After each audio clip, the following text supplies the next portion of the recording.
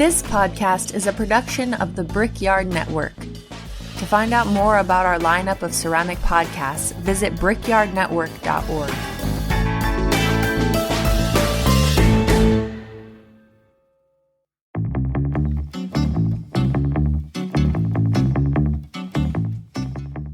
This episode is sponsored by Monkey Stuff.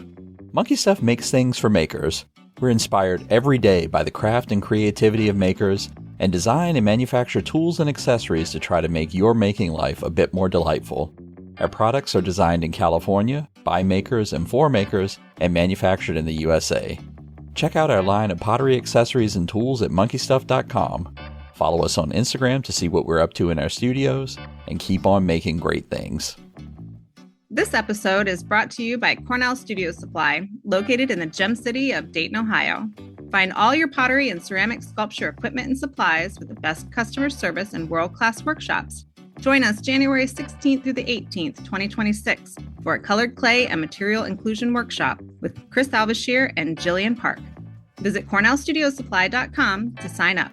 Cornell Studio Supply, owned and operated for potters by potters.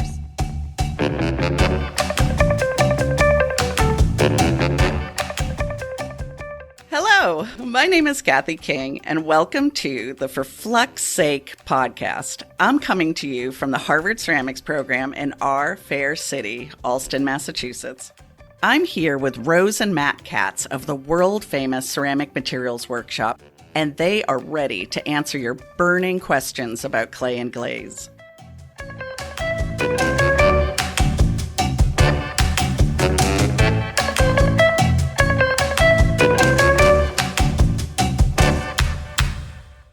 Well, hello, Rose and Matt. Hey, Kathy. Hey, Kathy. Oh, let's get some energy. I'm already exhausted. Matthew. Oh, why? What? We just started. I know it. You know why I'm exhausted. Oh, because of the rumors are flying. Well, this is worse than high rumors. School. This is worse than who is kissing who. Don't start, because anytime I get to hear this theme song makes me so happy in the car. So guess where we're going, people? Get in the car. Put your seatbelts on. We're going to Materials Corner. Yes, that is correct.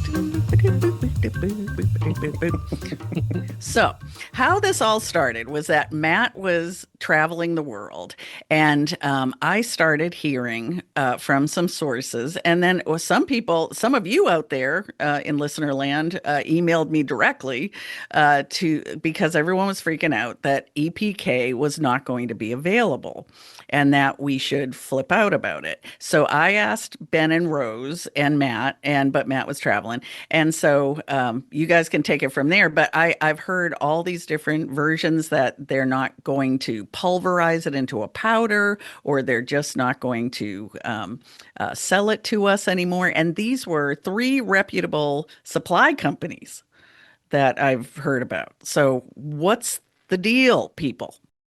The deal is we don't have an answer. And yeah. And rumors fly about a lot of things. I mean, unfortunately, EPK has had supply chain issues. Was it 2 years ago? Yeah. I forget. Time doesn't mean anything. It's this a while happened ago. A couple of years ago. But any mining company can have this problem. And EPK there's major industry that uses EPK. So major, like millions and millions of pieces a year, major. And I don't think EPK is disappearing that fast. Let's even step back. So Kathy, you had posted while I was gone of like, the mine is going to be completely unavailable. Abandon all hope, ye who enter here. You must switch to some other kilns. And that you heard this from people that were talking to clay suppliers. I forget the exact details. Yeah, clay suppliers. And hearing from that the story was that the material was still going to be mined, but they weren't going to pulverize it into a powder anymore. So then I asked Matt and Rose, I'm like, should I start buying rocks? I mean, is this a DIY project that I need to look into? So and that one of the sources said that they had talked to EPK directly. I don't believe them. Yeah. And I don't. Okay. Mm-hmm. And I'm sorry, call me skeptical, but I have talked to my people in the supply chain. And what I have been told is that the grinding machines are broken, which happens all the time. This is what happened to EPK last time. Custer Feldspar years ago was down for a long period of time. This is before they went away. Minspar, the mine flooded. Like things happen in mines all the time. It happens. But the concept that EPK is suddenly not going to grind their material, to be clear, is nonsense. The only response to that is that they're going to close down the product. And I don't see that. Because as Rose is saying, huge industries will make their clay exclusively out of EPK. And if they were going to close that mine or fail to process it, they are shutting down factories by default. Yeah. And these factories don't use the rocks. They use the powder. Yeah. They don't have the equipment to pulverize it themselves. They're relying on this product. Now, what I have heard from my people in the supply chain is that, yes, the grinders have gone down. And so there is a delay in availability. I've heard nothing about the mines closing. But I've also heard, and this happened last time, that EPK is not being particularly communicative, which does not help because I know people at major points in the supply chain and they have said, we haven't gotten emails answered, but they have not contacted us to say we're gone and, you need to make other plans, which again, people freaking love their conspiracy theories, but calm down, everybody. Like, these are huge systems with lots of dependence. And if things were really going belly up, people would know. It would actually be out there. And what really drives me crazy is, again, not to quote on you, Kathy, but like, you're talking to people who run, honestly, minor ceramic supply stores that are saying that they're talking to EPK. No, you're not. I'm sorry. You come to me and give me your contacts and prove to me that this is true. But I don't believe you. What it almost feels like some of the things that you had described was, it sounds like there are suppliers from other companies who may be going to ceramic supply stores that are trying to get their product as an alternative all of a sudden because there are issues with EPK. Which I would not be shocked if that was happening because, salesmen see an opportunity to step in and take advantage of something. EPK is, for our international listeners, I always say this because, if you work in glazes, you see EPK in every recipe and people think that EPK is special. EPK is not special. It's kind of garbage, but it's cheap and consistent garbage, which is a big deal. Would the glaze world survive without EPK? Yeah, the glaze world would survive, but it would take a lot of re-engineering, but the clay bodies would be affected. And that's the real thing of how many clays in art and industrially that rely on this material that would cause a huge crisis if it was. And so again, if you are hearing the sound of my voice, if you're within the sound of my voice and your ceramic supply store is telling you that this is a fact, roll your eyes and say, okay, come to me with the press release from Edgar Minerals. Because until you see that word from Edgar Minerals, I wouldn't believe them. Does it make things difficult? Sure. I wish you could call mines, like, Susie, get me Edgar on the line immediately. But even then, when I dealt with EPK in industry, they were hard to get a hold of. And we were a major buyer of EPK. So it's not like it's unusual that they're not communicative. Yeah. Well, that's good. So, but while we're on the subject, just to close this out, one person who wrote me said that they were mixing their glazes to use the substitute of Wilco. And I said, beyond an awesome band, I have no idea what that is. They are an awesome band. So, do you know about Wilco as a substitute for EPK? It's just another kaolin. Okay. I mean, we tested it last year. We were trying to look at all of the kaolins on the market for clay body development. It was fine, but it did not serve the purposes that we were hoping it would have. But is it a substitute for EPK? I go back as we talked about before. I was recently traveling, and I always talk about how we go all over the world and make glazes. Man, I walk into whatever studio on whatever continent I am, and I bring them the glaze recipes that I developed here in the States, and my glazes work 100% of the time. 100% of the time. Does it mean they're dead on chemically perfect? No, there will be variations in them, but it's kaolin. It's literally Al2O3, 2SiO2, 2H2O. You'll get some application differences, water content differences, and some minor chemistry tweaks. But could you basically use anything? Yes. And I really stand by, there is no such thing as a magic material. Man, I got into an argument with a friend, but someone who works at a major glaze company back at NCECA, and they were swearing to me that tile 6 was different. And I was just like, yeah, okay, buddy, it's not. It just isn't. It is chemically kaolin. What you are looking at is application variations based on viscosity and water content and particle packing. It's alumina and silica, right? And any minor changes can be adjusted for. So the glaze world doesn't have a problem. The issue with something like EPK is when you're talking about clay bodies, particle packing makes a difference. How all of those particles fit together, and clay bodies are designed that you've got some of this material and some of this material and some of that material, and that they blend together in a way that packs efficiently. And if we lose EPK, everybody's going to have to redesign based on that. And that becomes a little bit tricky. But like I said, you would seriously have you will know. It's not going to be a rumor. It will be like announced from the high hills if something like that happens. Like Custer. Yeah. I mean, Custer gave out a press release. Oh, don't remind me. My heart can't take it. I swear. All right, y'all. Well, that was great. All right. Sure. Well, it wasn't like, I guess we'll tune in next week, and hopefully we'll have more information or something more definitive there. But follow along on our mystery podcast for Flux Sake. Okay.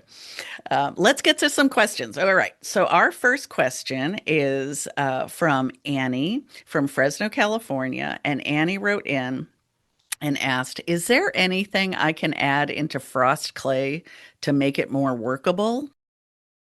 Let's start with clay. I would just say like any other clay.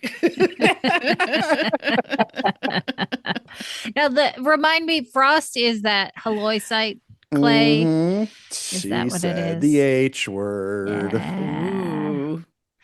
Is it called frost? I thought it was southern ice. Well, so as I understand the lineage, Southern Ice is the original product, and then Laguna started making Frost as their version of it, because Southern Ice was being imported from, I forget whether it was from New Zealand or from Australia, but it was being imported as plastic clay, which means you're importing 25% water, which, that's expensive.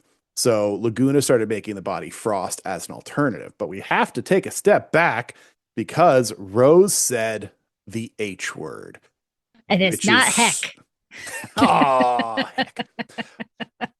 Which is halloysite. And this is such a big deal because the main material in Frost or Southern Ice, which I believe is still available as a product in other parts of the world, these are sold as these ultra white clay bodies. They're like ultra white. Ultra white. And they are not made with kaolin, which is the material that makes clay bodies. That's the K in EPK that we were just talking about, is kaolin. But halloysite is not kaolin. Do I need to say it again? It is not kaolin. And this is a really big deal because I see this listed on ceramic supply stores' websites all the time, that they will say New Zealand kaolin, and they are freaking wrong. And this is why I don't trust clay supply companies, because it's not kaolin. It is a product that is sold by the New Zealand China Clay Company, but it is a product called ultrafine H. The H stands for halloysite. And halloysite is a mineral naturally occurring made of silicon alumina, like kaolin. It has a magnetic charge like kaolin, but halloysite has a very different physical structure than kaolin. Kaolin looks like little hexagons under a microscope. And on top of it, they're flat. And because they're flat and they have opposing magnetic charges, these particles stick together. And my favorite book, Clay and Glazes for the Potter by Daniel Rhodes, always said, think about taking a deck of playing cards and soaking it in water.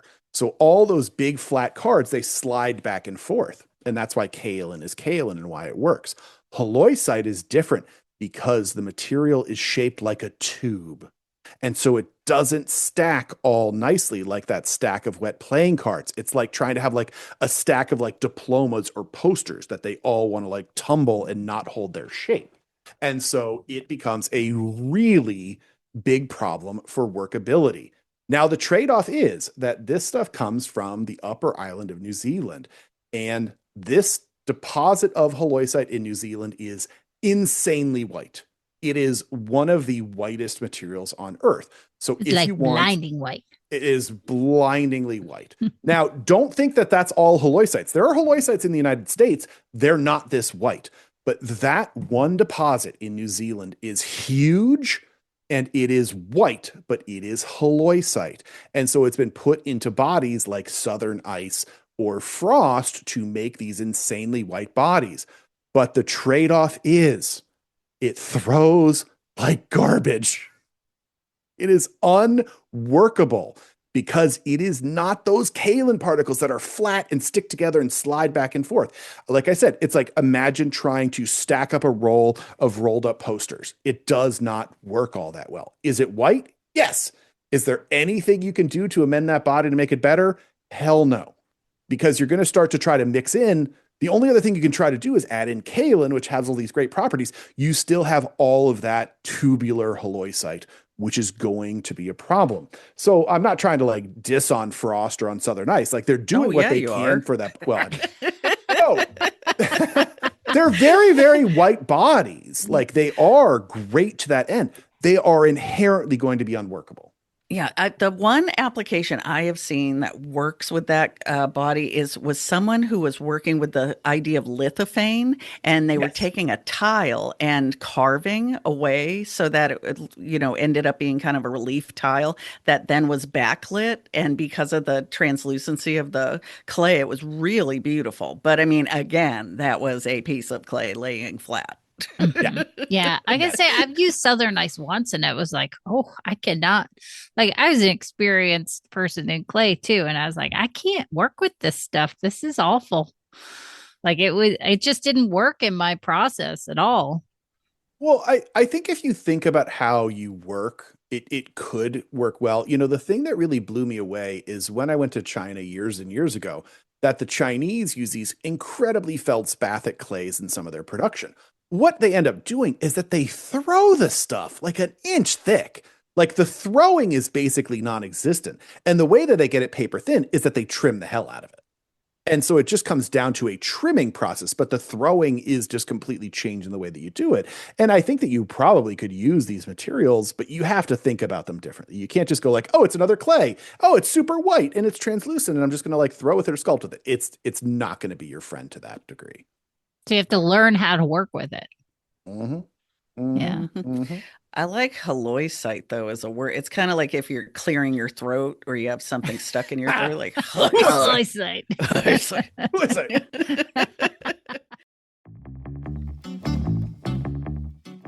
Today's episode is brought to you by the Rosenfield Collection of Functional Ceramic Art. The collection exists as an online source for research and inspiration, featuring photos of thousands of objects made by over 800 artists. The images are high quality and can be used with no permission required. To find out more, visit www.rosenfieldcollection.com. Glazes don't make sense, but that's why Rose and I are here at ceramicmaterialsworkshop.com, helping translate glazes for real ceramicists like you. So join us for our brand new class starting October 1st. It's for everyone from beginners to masters. We clear up all the mysteries of glazes to make them work for you. Join us at ceramicmaterialsworkshop.com for making glazes make sense.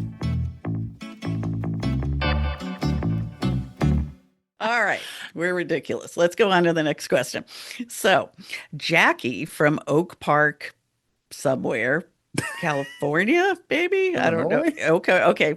Producer Ben's nodding. Okay. Jackie from Oak Park, California, called in and asked about bentonite. I'm just going to leave it there. Bentonite. There's a lot to it. Hi, Matt and Rose. This is Jackie from Oak Park with a question about bentonite. From what I've researched, up to 2% by weight of bentonite can be added to reclaim to increase plasticity. However, when I started amending my reclaim this way, I noticed two things after a glaze fire: plucking on the foot rim and little chips that look exactly like plucking but actually occur when I grind my bottoms. To complicate things, my community studio switched to advancer shelves around the time I started adding the bentonite. So I reached out to Standard Clay, my manufacturer, to see if a sodium feldspar is used in their 153 formulation. They assured me they don't. So is the plucking and chipping likely due to the bentonite?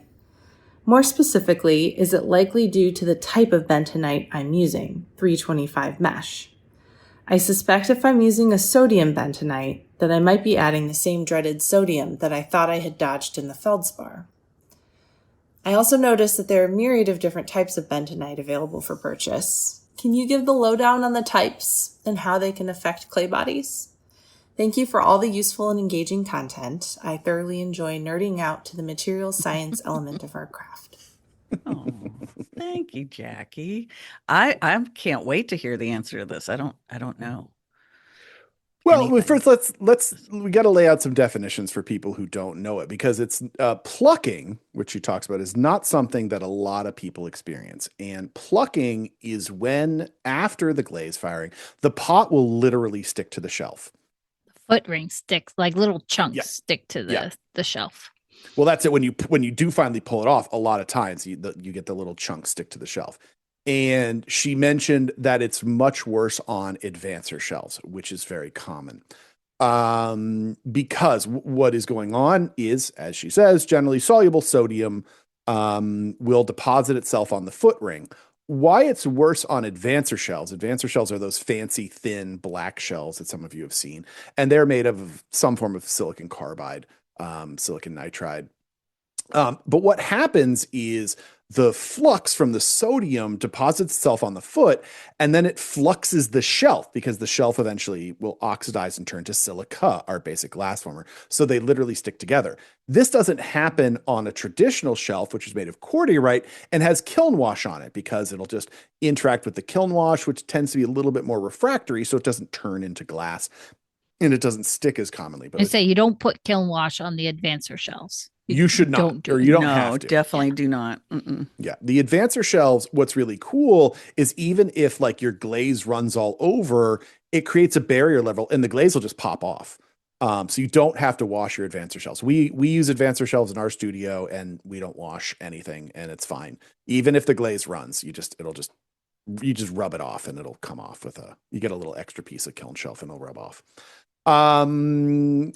You did ask the right question to the clay supplier whether they were using a sodium feldspar. Now, not to play total crazy conspiracy theorist. What? No, it's a theme for today. Well, I wonder if she had asked the literal question, is there a sodium feldspar in this body? Because I would bet that their answer being no could be accurate. Mm-hmm. My question is did you ask them whether there was nepheline cyanite in that body? Yes. Yeah, because nepheline cyanite is not a feldspar. And so they could very easily answer correctly that no, there is not sodium feldspar in this body, but there very well may be nepheline cyanite, which is actually Okay. much, much worse. Because nepheline cyanite is categorized as a feldspathoid, which means it acts exactly like a feldspar, but it's not literally a feldspar. And so there may be a little technicality on words with that answer, that we don't know the answer to at this point. As far as the bentonites, yep, there are different bentonites out there. There are sodium bentonites and there are calcium bentonites. Most of what we get supplied in ceramics is a sodium bentonite. It's not that sodium is a major component, but there is sodium as part of them. And bentonites are a type of clay that have a very high aspect ratio, that we call it, that they fill in the spaces between the spaces when we're talking about particle packing. So it's common to add to things like porcelains to make your clay more plastic, because porcelains don't have a lot of kaolin in them. Going back to this being a reclaim problem. Yeah, that's my thinking, is like, why? So she's adding it to reclaim. So it means the clay doesn't reclaim very well, right? Is that the thinking? Yeah, you caught it, Rose, because this is the problem. So we see this all the time from our students and from the community when you get clay that doesn't reclaim. You know what the number one thing that makes clays not reclaim? Nepheline cyanide. Because nepheline cyanide has the sodium, and sodium acts as pushes particles away from each other instead of sticking together, which is what we want them to do. And so it is super common to see clay bodies that become short when you try to reclaim them, because they have a ton of nepheline cyanide. And the reason why it happens over time is when you slake your clay down after you throw it, you mix it with more water, which dissolves more sodium, which is then attached to the clay particles, which then forces them to repel from each other. The common solution to that, people often say, is add in a scoop of, I've always been told people add in like OM4, like a ball clay. Well, what that's doing is that it's soaking up all of this soluble sodium instead of sticking to all the clay particles, and that makes it sort of not short for long enough to reclaim it. The bentonite is the same concept of you're adding in a material that theoretically can soak up the sodium that then solves the problem. But it goes back to the fact that do I think that the bentonite is the issue? I don't. I would have to guess that this is a correlation causation jump in what Jackie is seeing, that like, yes, it seems like it's associated with the bentonite. I think it's just associated with the reclaim. I think that the bentonite is just the thing that you're sort of jumping onto as that cause. Could it be? Sure. Have I ever heard of the sodium being the issue with reclaim being short? No. Have I heard of nepheline cyanide being the reason why clays are short? Absolutely. And the other thing I'll say is that it doesn't have to just be nepheline cyanide. When we say something is a potassium feldspar, which clay bodies should be using potassium feldspars instead of sodium, they're like 70% potassium. They actually can have quite a lot of sodium in them as well, which can cause the problem. And I will say the United States has been going through a process of trying to find new potassium feldspars ever since the closure of Custer. And definitely the ones I have seen come across the market, some of them are very high quality like Mahavir. Some of them are of a lower quality. And what the company is supplying, I don't know, but I know that she said it was standard, and Mahavir is a Laguna product, and those two companies are not friends as far as sort of, like they're the big ones in the marketplace. So, like Laguna is not going to do any favors for Standard, and Standard is not going to do any favors for Laguna. And so they're probably taking a product from Imris, which the ones that we have tested are fine, but not great. Whereas the Mahavir that Laguna has ownership of is really good. Like I really like Mahavir. And so, there's a number of things at play, but do I really think it's the bentonite? I have a really hard time believing it's a bentonite. Don't blame the bentonite. Right. We got there. Did you all see, speaking of advancer shelves, did you see on one of my favorite Instagram accounts, the Ceramic Casualties account with the kiln that blew up from the It exploded, advancer you guys. shells. Oh my God. I had gosh. so many people send that to me. I was like, But did "Oh, you read God." did you read the description as to what the Yeah. circumstance was? They had left the shelves in the rain. Yeah, don't do that. And Wow, the one now we thing know. advancer shelves say is don't get them wet. They're like gremlins. Don't get them wet. Oh my God, I think I just dated Don't- myself. Oh, You probably did, but that's okay. Everyone here knows what you're talking about. Yeah, advancer shelves will explode if you get, which is part of why they say don't even put kiln wash on them. Because if you put kiln wash on them, you're putting water into the shelf. And that can be a huge problem if not dried carefully. yeah. I mean, when we got our new ones, it was like very clear when you open the box. It says, notice, warning, dry these before firing. So I know of people who soda fire and wood fire that do put kiln wash on those. Okay. You can put kiln You wash can. on them. Mhm. You just have to make sure you dry them thoroughly. For us, I think it's the bigger issue of like, we live in the cold, dead-hearted Northeast where like you do your ceramic studio inside, but people around the world, like I said, I was recently in Bali where there are literally no walls on anything. Everything is open air. So like, yeah, people have their studios outside. I went to grad school in Colorado where the kiln yard was outside and like things can get wet there and you dry and you put them out. But you guys, if you use advancer shells, do not get them wet. Do not get them wet or they will turn from your beautiful mogwai into an evil gremlin. Yes, Oh, and like my warty and goodness. stuff. Ugly. Explode in your kiln. Well, that was very interesting. Now we know. Now we know. All right. So we have once again run out of time. Of course, everyone can come visit us on Patreon if you haven't had enough of our sparkling personalities today. But outside of that, until we see each other again, Rose and Matt, bye-bye. Bye, Kathy. Bye, Kathy. Well, folks, that's it for this week's episode of For Flux Sake. I'd like to thank the listeners who submitted questions this week. And if you want your question answered on the show, shoot us an email at ForFluxSakePodcast@gmail.com. So join us next time. And when in your studio, remember what Rose always says. Always remember to test, test, test.